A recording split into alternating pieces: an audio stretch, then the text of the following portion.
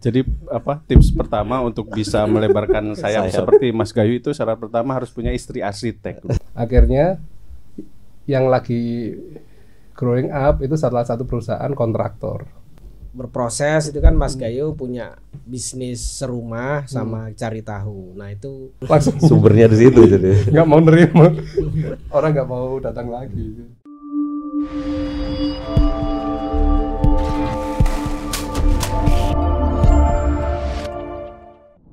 Jadi ketika sudah berjalan, pas progres berjalan itu ada berhentinya waktu itu karena planningnya pemiliknya, oh ini planning kita berhenti dulu mas, ininya. Sebenarnya, nah ini ketika kita melaksanakan pelaksanaan dalam satu proyek, berhenti ini risikonya tinggi. Karena katakan di sana ada 25 orang pekerja gitu. Ini kan nggak mungkin kita cut langsung. Pak selesai Pak gitu. Besok nggak kerja sampean gitu. Nah ini risiko bagi saya. Sehingga kita menyampaikan Pak, berhentinya kenapa sih gitu. Oh ternyata mau support untuk pembangunan berikutnya gitu. Jadi ada jeda sedikit gitu. Oh kalau seperti itu enggak apa-apa. Kalau saran saya boleh nggak kira-kira ini gantian kita yang support. Loh, terus gimana mas? Enggak apa-apa, nanti kita bikin hitungan seperti saham. Anggap saja saya sebagai bagian dari yang bikin ini tadi pemilik. Monggo kalau seperti itu oke, kita jalan gitu.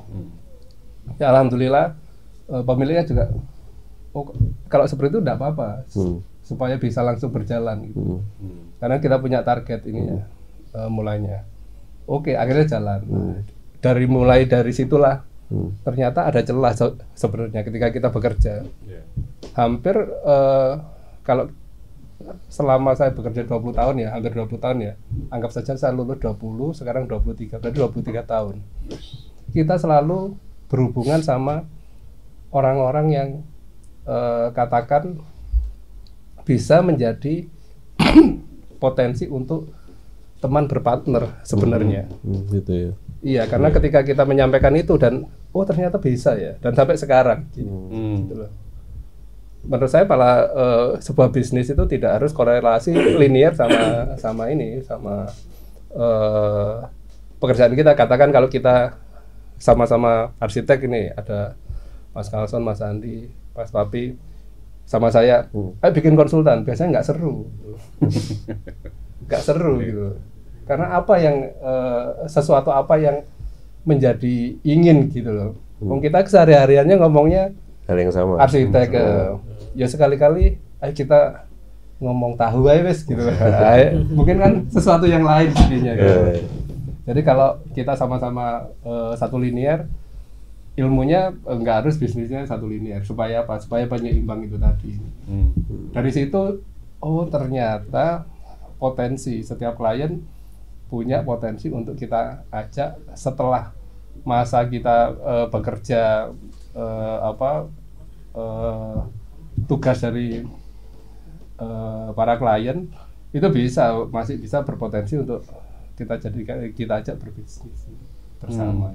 Berarti kita harus membuka kepekaan gitu ya, kapan kita bisa masuk, kapan kita. Dan nggak semua ini bisa juga gitu loh.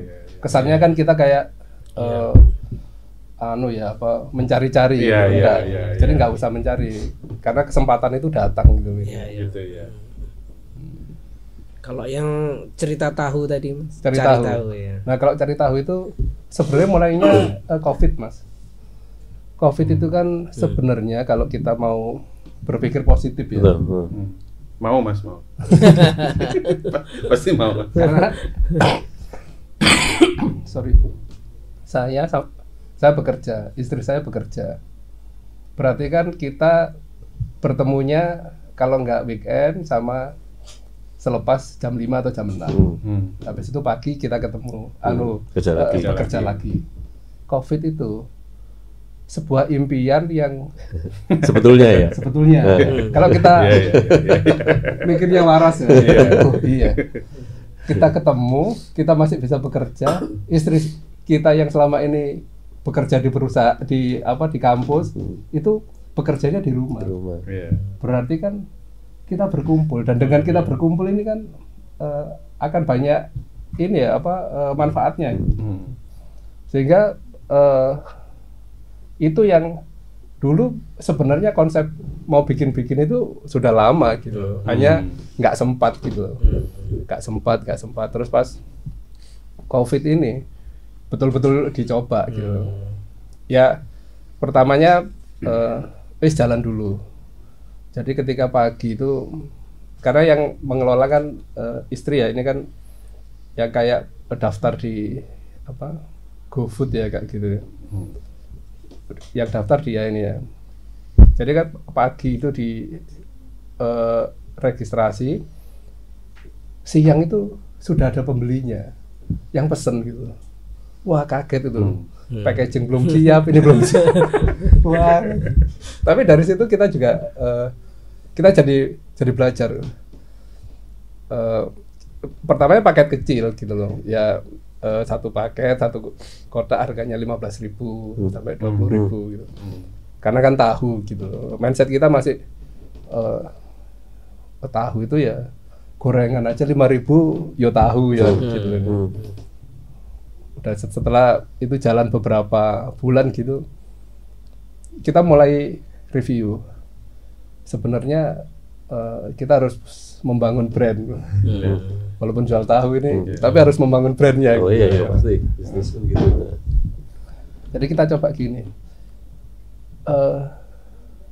sebenarnya kalau kita mengeluarkan jajanan gitu, jajanan itu anggap saja sekarang kan ini boleh sebut merek atau suatu jajanan yang dari Italia yang biasanya kotaknya besar, trapesium ya.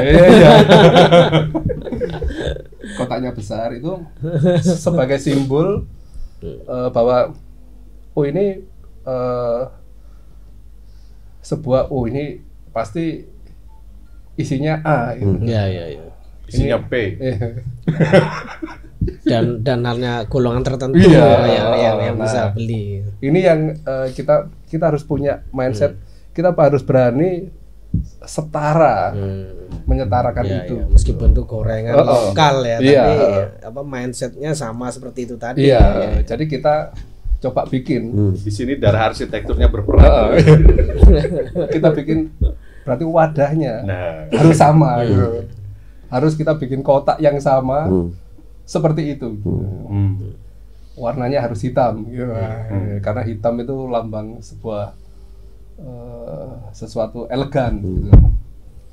Terus ada beberapa ini dan itu proper, dan jadi mulai ada benderanya juga gitu.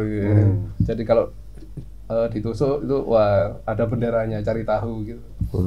Terus, nah ini paket yang katakan paket premiumnya kita. Laku tadi kira-kira ketika kita diskusi ini hampir 100.000 loh ini. Ini ya. Gorengan ya, tahu 100.000. Iya.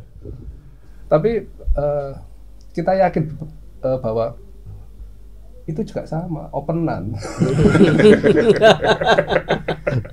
Itu 100 lebih gitu. Jadi kita harus mendekati itu, harus berani gitu. Tapi kan dengan kita membuat sebuah nilai angka seperti itu, otomatis kan kita upgrade mulai dari minyaknya, kemudian bahan dasarnya, akhirnya lebih proper gitu. Kualitas bagus semua gitu. Sudah kita set gitu kotak-kotaknya, toto-totoannya itu, jadi ada petisnya yang pedas, yang sedang, dan yang tidak pedas itu ada ya sama kayak sausnya lah ini. Tapi kita pakai petis ini. Udah kita setup, tinggal namanya apa ini. Waktu itu saat pandemi kan banyak orang ngomong sultan. Oh ini kita bikin paket sultan aja yang ini. Berarti edisi berikutnya Mas di sini tahu sultan. Jadi akhirnya kita launching dan ternyata laku gitu loh, diterima gitu. Akhirnya ada beberapa dan segmennya itu malah kantor malah. Iya. Karena kantor ini kan yang lebih punya kegiatan sebenarnya. Kalau masyarakat paling ya beberapa waktu, tetapi kantor ini kadang-kadang malah ada suatu ketika kita sampai satu hari itu di blok sudah nggak bisa ini. Iya, untuk salah satu kantor di Sidoarjo itu full. Kita hanya buat dia aja ininya. Dan ini menurut saya menjadi satu spirit ya, jadi sama istri. Terus istri punya ini ide melengkapi. Berarti Mas kalau ada paket sultan berarti harus ada paket nyonya sultan. Oh iya, gitu. Akhirnya kita bikin. Jadi kalau yang paket sultan itu semuanya serba asin gitu. Oh. Kalau yang nyonya sultan ini ada manisnya. Kan nyonya gitu. Nyonya manis. Iya. Iya. Kita juga lagi bikin 2023 ini paket anak sultan. Jadi akhirnya kita paket pelakor sultan ada. Akhirnya ya kita enjoy. Awalnya ya dari pandemi itu. Dari pandemi itu ibarat ya kita banyak dapat pelajaran dari pandemi. Pandemi itu ibarat sebuah kompetisi MotoGP gitu loh. Race-nya sudah tinggi-tingginya, yang terdepan ada, yang ini ada, tiba-tiba hujan deras turun, harus di stop. Mengubah strategi ya. Nah, di stop inilah kita harus merubah strategi. Yang cepat mengadaptasi dia yang akan cepat. Jadi yang ibarat gitu ya. Start ini menyalip dari tikungan ini pasti bisa ini. Makanya saya waktu pandemi juga sekolah S2. Jadi itu dulu kepinginnya sekolah sudah lama gitu. Ada kalau 15 tahun yang lalu tapi masih kepingin belum, karena waduh nanti repot riwa-riwinya bagi waktunya seperti apa. Tetapi pas pandemi itu wah ini saat yang tepat untuk sekolah. Berarti ini ya cerita berkah di balik pandemi ini. Iya. Temanya ini Kan quotes-nya begitu ya, di balik semua keterbatasan selalu ada celah. Ada celah. Kebaikan.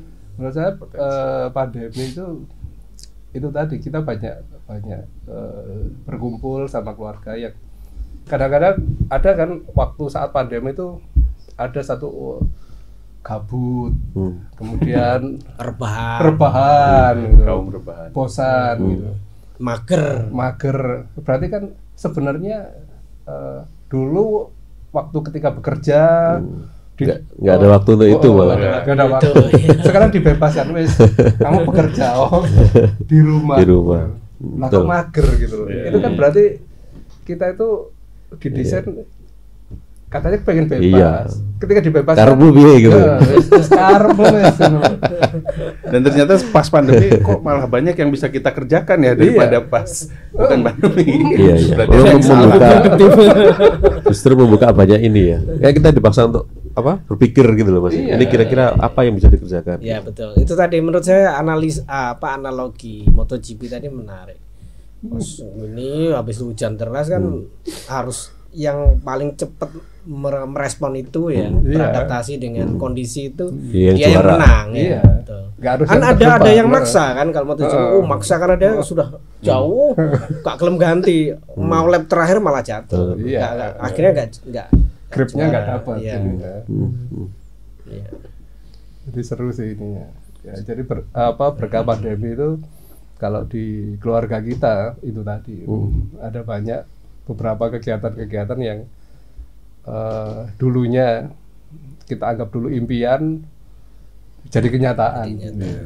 Tapi mindset tadi waktu berproses itu kan tidak bisa dilakukan oleh yang bukan arsitek, karena Mas Gayu punya bekal arsitek sehingga punya mindset, oh ini harus beda, oh ini harus berkonsep, oh ini harus proper gitu kan mirip dengan apa yang kita lakukan sehari-hari ya. Iya, diferensiasi ini ya, diferensiasi. Kadang kan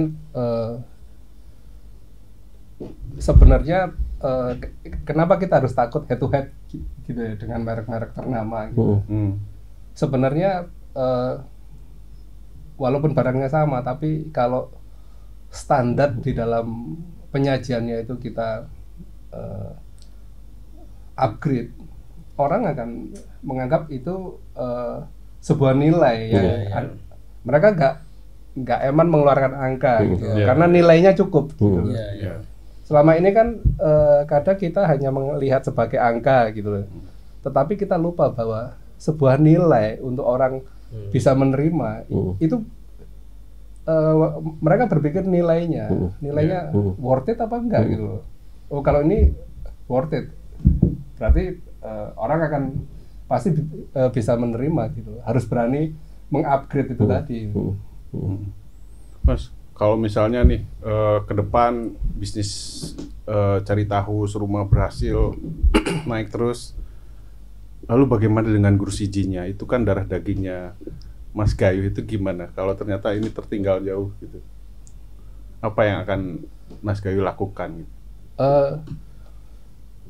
Gursiji itu masih tetap menjadi bagian dari core-nya ya. Core-nya. Karena kan kita tambah nggak sempet ngurusin gimana nanti? Kan kalau kita itu kan kolaborasi. Kalau Gursiji itu kan lebih kita ya. Lebih ke kita gitu loh.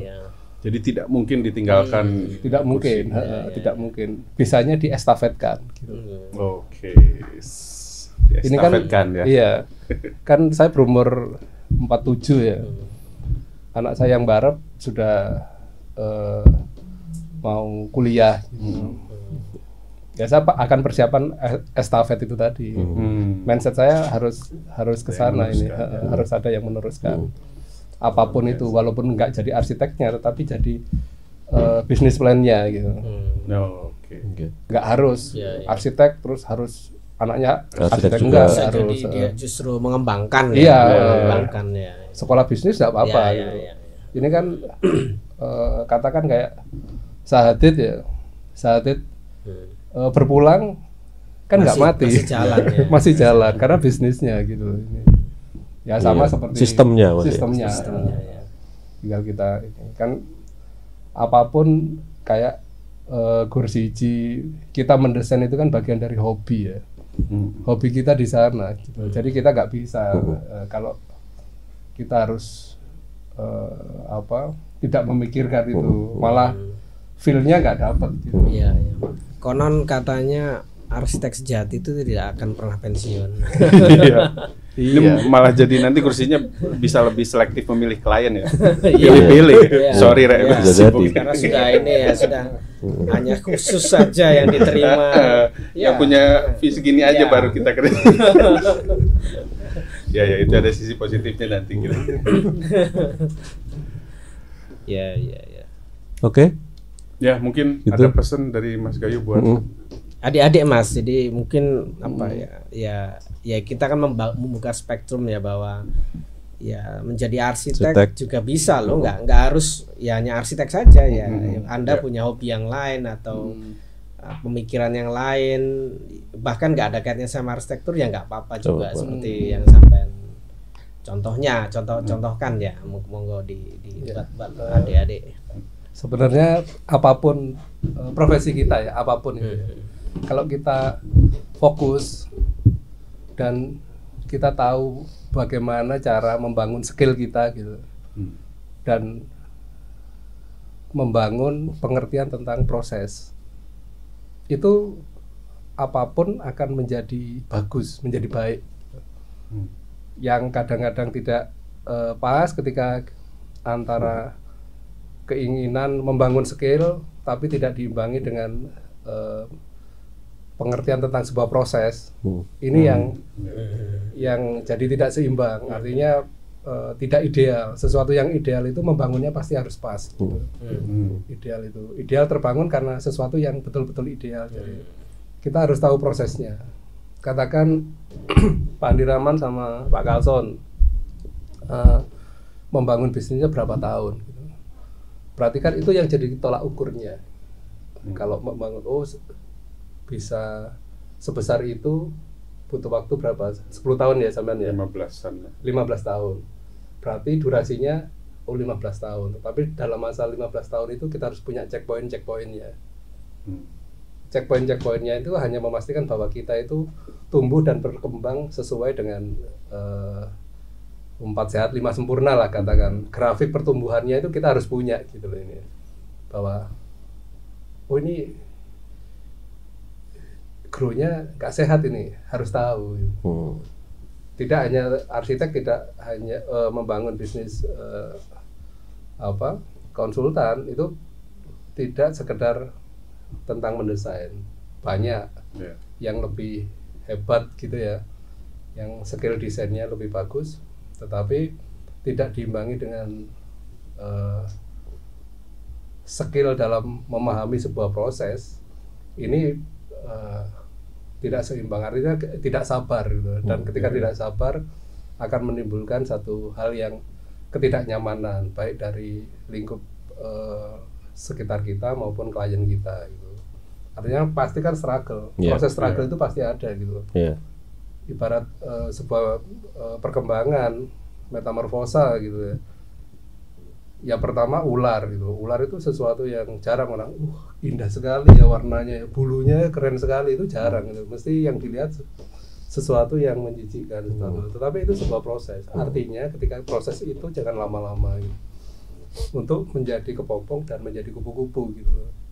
Kalau kupu-kupu orang hanya melihat keindahannya gitu.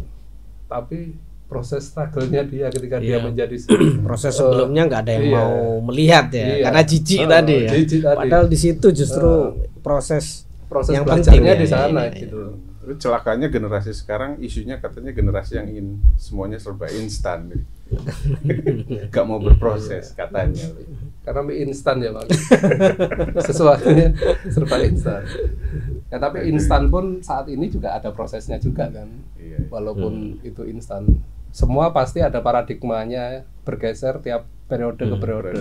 Nggak bisa cara kita langsung set up persis gitu, pasti tidak bisa karena setiap orang punya jalannya sendiri.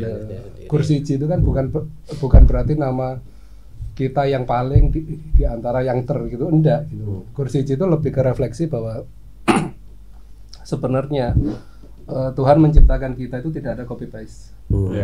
Sehingga ketika tidak ada copy paste berarti kita diciptakan itu sudah komplit, ada plus ada minusnya. Sehingga orang yang sukses biasanya orang yang tahu kapan saatnya dia harus belajar mengembangkan di sisi yang dia tidak bisa atau seperti apa, yang paling tahu tentang dirinya sendiri. Sehingga ini yang dijadikan dia untuk growing up-nya, standing of rate-nya di sana gitu. Jadi seperti itulah. Jangan pernah takut untuk mencoba karena kita hidup di dunia yang dinamis dan selalu berubah ya, perubahan. Tapi perubahan itu mengarah ke hal yang positive thinking, karena sesuatu yang lebih baik. Apapun itu kayak COVID, ya kita harus positive thinking bahwa ada sesuatu yang ini. Mungkin karena kita terlalu banyak bekerja terus itu. Ternyata ada saatnya kita berhenti ya pas COVID itu. Dulu mindset saya waktu saya masih kecil kan kita suka berburu ya dulu ya, pakai ketapel itu ya. Terus zaman itu burung itu, zaman saya kecil burung itu langka. Tapi setelah era COVID ini kan berubah ya. Sekarang karena anak-anak kita itu sudah bermainnya itu berburunya di game digital. Jadi burung itu punya ruang sekarang ini.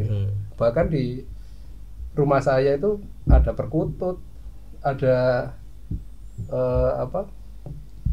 kacer, kemudian ada gentilang, burung gereja apalagi, gelatik banyak gitu. Sekarang apa yang kita pikirkan dulu ternyata enggak, berubah.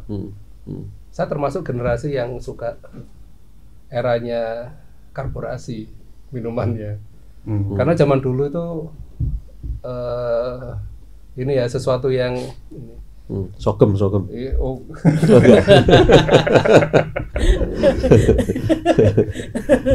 Tapi anak-anak sekarang enggak sudah. Iya. Tapi